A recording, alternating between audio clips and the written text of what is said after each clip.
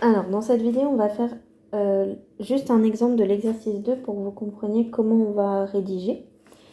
Donc, c'est une rédaction que je vous demanderai d'avoir pour les quelques premiers exemples de l'exercice 2. Et ensuite, on ne sera plus obligé d'avoir cette rédaction. Mais c'est que là, je veux vraiment que vous compreniez le fonctionnement des dérivées partielles, le fait qu'on fixe une variable, qu'on laisse l'autre varier, qu'on regarde du coup la dérivabilité d'une fonction de une seule variable.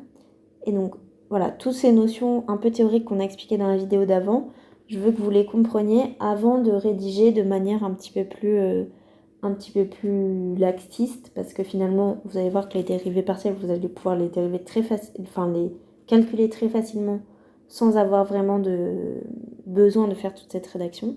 Mais voilà, le but, c'est qu'au moins pour les 3-4 premiers, vous me rédigiez ça comme ça. Donc, l'exemple qu'on va traiter, c'est f de xy égale xy. Donc, si je veux regarder les dérivées partielles par rapport à x, il faut que je fixe y. Donc, soit y dans R fixé. Alors là, une chose que j'ai déjà oublié de faire, c'est que je n'ai pas parlé du domaine de définition. Le domaine de définition, c'est R2. J'ai pas de problème. Donc, c'est pour ça que mon y ici, je peux le fixer dans R. D'accord ? Je n'ai pas de problème particulier. Et donc, j'ai f de xy, c'est xy. Et donc, je vais noter ma fonction phi1 de x qui va être définie comme étant f de xy, c'est-à-dire xy. D'accord ? Mais c'est une fonction de une seule variable. Et elle est bien définie pour tout x dans R. D'accord ? Phi1, je m'intéresse à sa dérivabilité. Elle est dérivable sur R tout entier. Et dérivable sur R.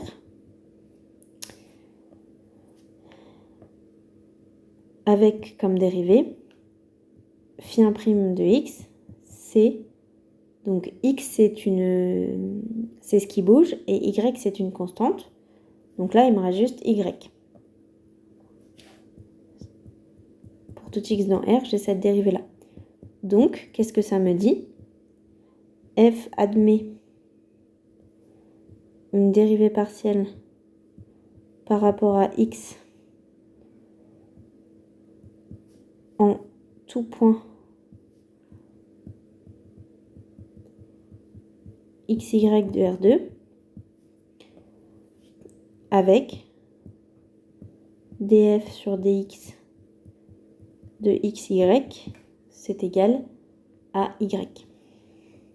D'accord ? Et maintenant, pour les dérivées partielles par rapport à y, je prends soit x dans R fixé, et je note phi2 de y, c'est la fonction f de xy qui vaut donc xy.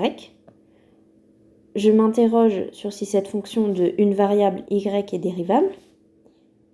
Phi2, elle est dérivable sur R avec phi2' de y.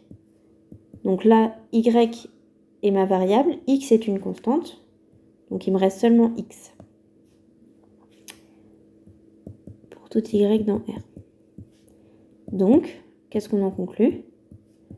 F admet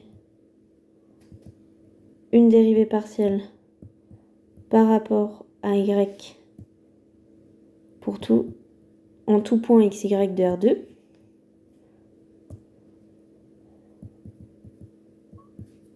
En tout point xy de R2 avec df sur dy en xy, c'est x. Donc là, on a traité le cas simple, entre guillemets, puisque notre domaine de définition, c'était R2, d'accord ? On n'avait pas de problème. Et donc, à chaque fois, on pouvait prendre y. Quand on fixait notre x et notre y, on n'avait pas de souci à se faire sur où se balader x et y. Donc ça, c'est la rédaction que je veux que vous adoptiez pour les quelques premiers exemples.